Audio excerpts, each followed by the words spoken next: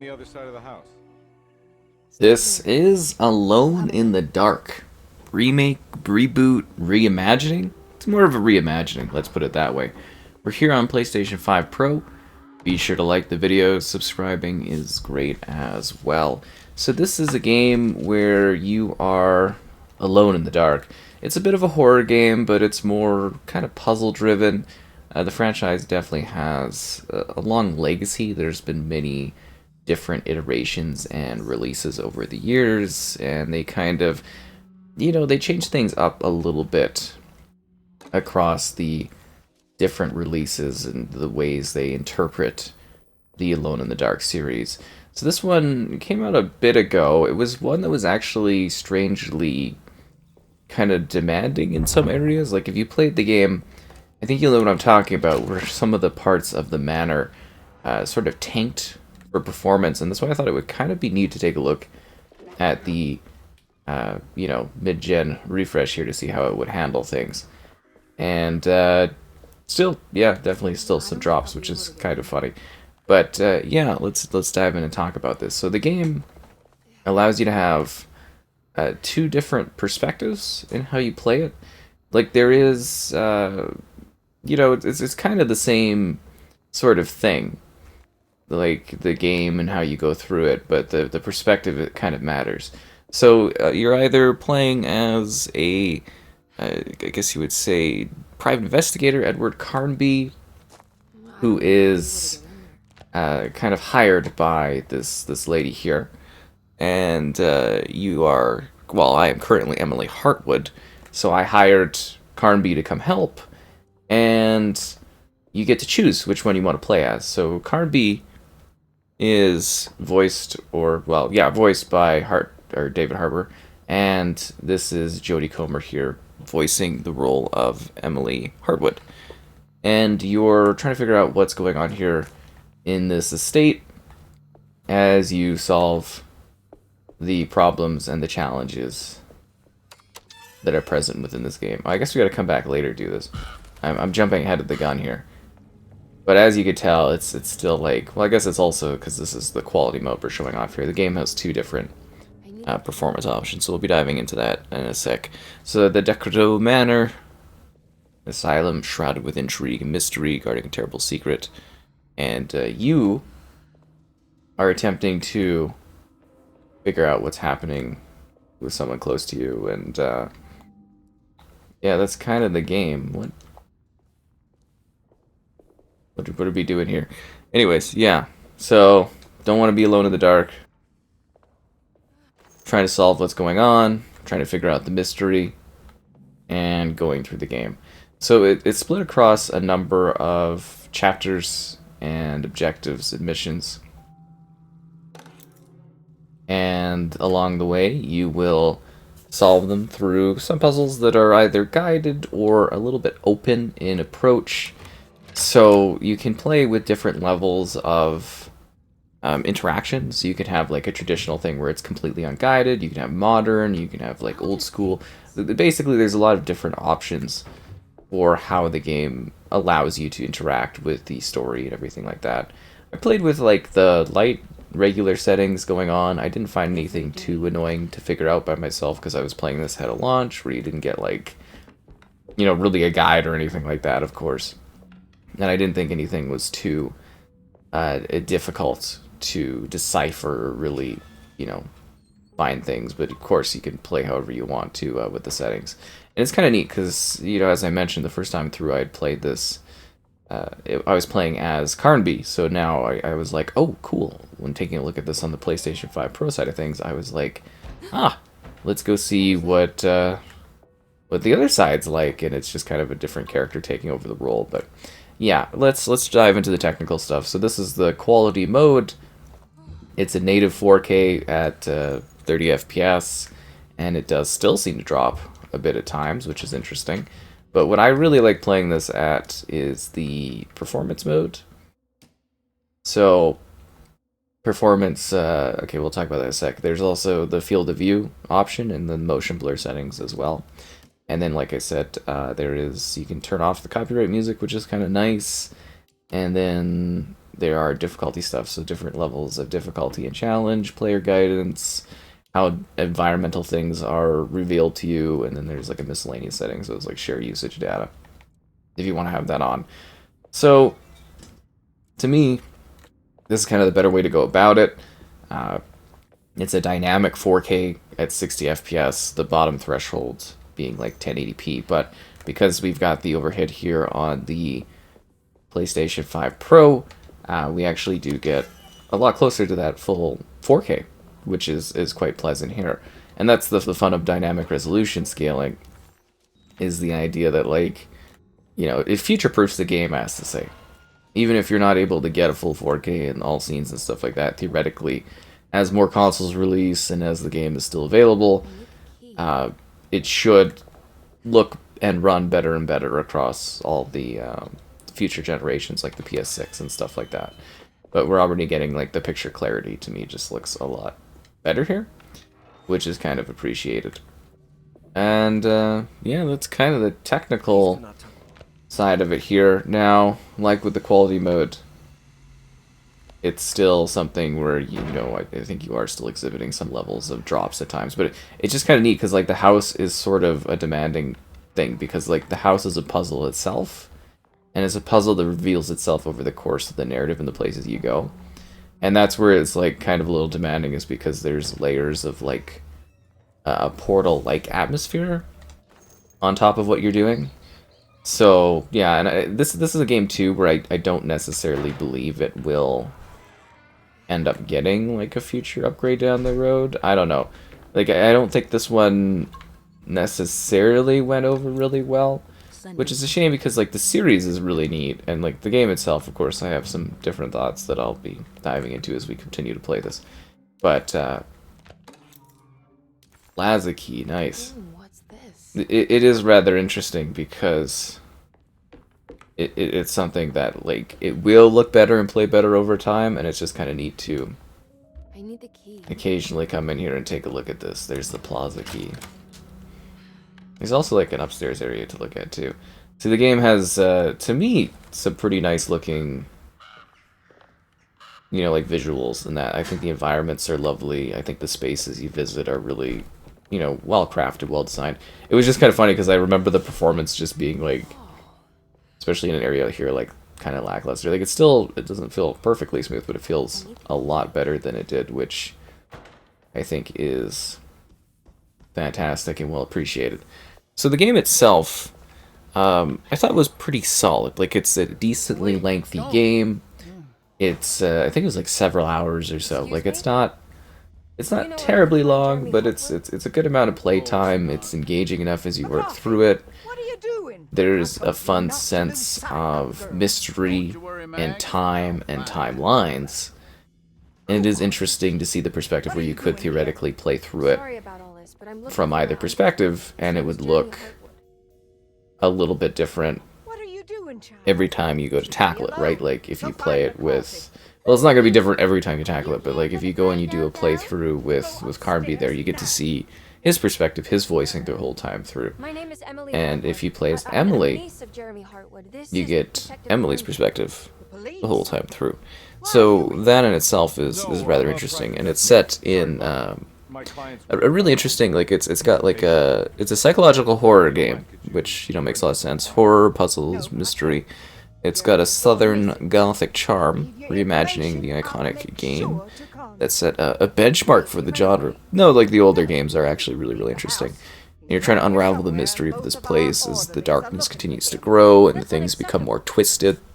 So you have survival, there's stuff where you're, like, shooting things or meleeing stuff. It's kind of little, it's got a bit of a jank to it in terms of, like, combat and interactions. And, like, it mostly, like I said, for puzzles and stuff, it mostly makes sense. I don't think you'll have too many areas where it's, like, too challenging, and same with combat is, like, pretty easy going. But I guess if you amped up the difficulty, it might be a little bit more to do, but I don't think anything would be too daunting. And as I said, this is a pretty neat series, just in terms of, like, the lore and the history of it, because it's something that has been sort of rebooted and soft rebooted a number of times throughout the years.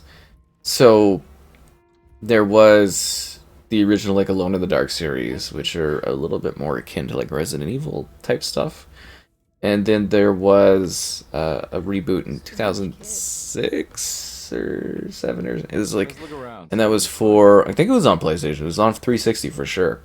And that one was like a bit more of an action oriented, you know, take on it, which is interesting. And then there's this one. And I'm sure theoretically eventually someone else will take a crack at doing this. Like, I'm sure it will be reimagined again. I don't think this particular take is going to have anything else to it. You know, again, just kind of based on the performance of like how this game was received. Which, you know, shame or not, whatever. It's a fine one-off. I think you will more than enough, like, just enjoy a play of this and have a decent time with it. It's not anything spectacularly amazing, but it's a genuinely, like, solid and enjoyable gaming experience. Like, there is a fun mystery here. There is what's going on. There are some crazier twists, some wild psychological things. There are some messed up stuff that happens. And, yeah, it's just kind of weird, though, because, like, it's a good game, but not necessarily, like, a great game. Like, it is perfectly solid, okay, and fine. You know, the performances are decent. It's an interesting enough plot to play through it. Like, it is worth, like, a play, but I don't think you're gonna be left with, like, a crazy lasting impression, because it's, like, it's sort of there. Like, if this came out, like, a gen or a couple gens ago, it would have been, like, really, really interesting and thrilling for the time, but you know, from a today perspective, or from at least the perspective of when I played this when it came out, it was okay. And it's actually been about a year since it released, now that I'm checking it out here on the PlayStation 5 Pro, and it helps a bit with performance for sure, but it's still, you know, not necessarily perfect there. I don't think that's the biggest issue either, like, technically and stuff. Like, it was funny, though, because I played this on the Series X or whatever, and it would just, like, performance would just, like, randomly drop. But it's not a game where you really necessarily need it when it was happening.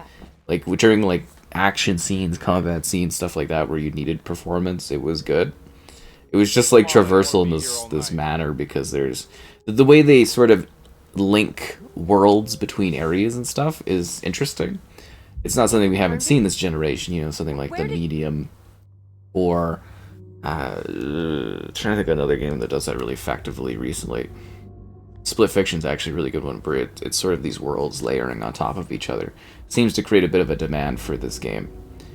But yeah, it is really neat how it kind of twists, and how things turn, and how things change as you go about exploring places. And it is neat, because like I said, it's still the same kind of story, the same kind of places, but the way you do them and when you do them with either character is interesting. And that's what I'm saying, it's kind of cool to be sitting here and playing this version of the game, because it's different than what I had experienced the first time, which is really, really quite exciting, because it's like, oh, it's a little bit fresh and new for me. Because I had, in theory, like, I don't know if I'll necessarily go back and do, like, a, you know, maybe like a streamed run of this someday, but I could, and it could be, you know, it could be different for me, because it's got a different way that they play with it, and that, and it's all neat how it all kind of wraps up, and how they all play in with one another. You got me again! I remember that distinctly being... I remember you being a problem. I'm trying to get out of here. There we go. Anyways, yeah, I did have the idea where I could come back and play this, like, years down the line and, like, switch up characters, and thought that would be fun. I think my shooting wasn't very good there. But yeah, even now it's kind of neat, because it's just, like, the different perspective, a different character talking and interacting with things. That's kind of cool. And as you've noticed, there are a plethora of, like, collectibles and things to find if you just take some time to work through the environment. Like, it is linear, the game, but when you are in the house, as I mentioned, it does open itself up to you as the course of the game goes on. So I still wouldn't call it necessarily like an open world, as to say, but it definitely is. The places that you go on the side are linear. The main area you visit, the house, becomes a slightly open world environment that you explore. And I think that's really, really quite cool that that is sort of a thing. But see, a good level of detail, decent looking visuals, a nice environment and aesthetic. Like it's an enjoyable game. Like seriously, it's absolutely fine. It's just sort of, you know, there's so many games out there nowadays and stuff where it just kind of, I think this one sort of just vanished, and I think they almost needed to lean a bit more into the scary part of it, because it's not really like scary or necessarily unsettling. It's just sort of, you know, a light psychological thriller game. And I think if they would have maybe leaned into like the terror part of it a bit more, it would have been a lot more effective Batiste? in its approach. I was back at Derceto. Looking for my Uncle Jeremy? Jeremy's your uncle. I didn't know. Why would you? See, like even like character models, everything looks fine, and the environment looks decently detailed. It's just like the best I can describe it is it's kind of like You remember it's close, but yet far from being something that's like really truly great. Like it is totally fine and okay. Dare say I had fun with it. I enjoyed it. I thought it was kind of cool. But yet at the same time, there's a lot like left to be desired of this one. Nah, this is like when you remember something, but in the wrong way. Do you know how to get back to Derceto? I'm not safe here. Sure seems like it. Mrs. Marcus. Don't call me that. It's Miss Emily Hartwood. There's no reason to call me anything else. I'm sorry, Miss Emily. I'm just trying to tell you like it is. Yeah, and there's lots of little like backstory things too that sort of get filled out as the game progresses, especially between the two characters. And there's some quirks too, because you get to see some like crossover kind of bits, because they arrive together, and then they basically just get splintered off to do their own little thing. Have you been there? And that approach to it is kind of neat. Locked it up to keep the ghouls from getting inside. You can have the key if you want. Thanks, man. Thank you. I'll take a look. Stay safe, miss.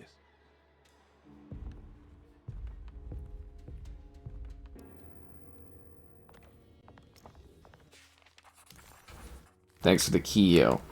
But if you take the time and you gather side stuff and you explore and you witness the game over the course of the story, I think you get a pretty full, interesting setup. And there's like extra little chats you can do with characters. And wait, is there something else here to interact with?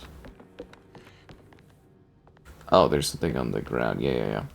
So I think it's decent enough, and it definitely is, to me, running a little bit better. I think you can have some fun with it. I'm just mostly saying if you find it kind of intriguing, it is worth like a go, as you could find this to be an engaging and interesting mystery in a setting that is, you know, not necessarily in games all the time. And